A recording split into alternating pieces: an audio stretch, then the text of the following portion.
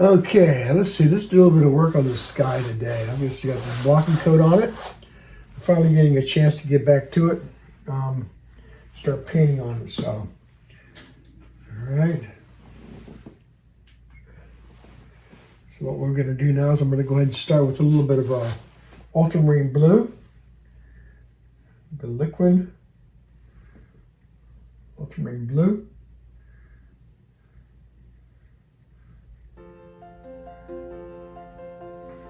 Get a little dash of white here.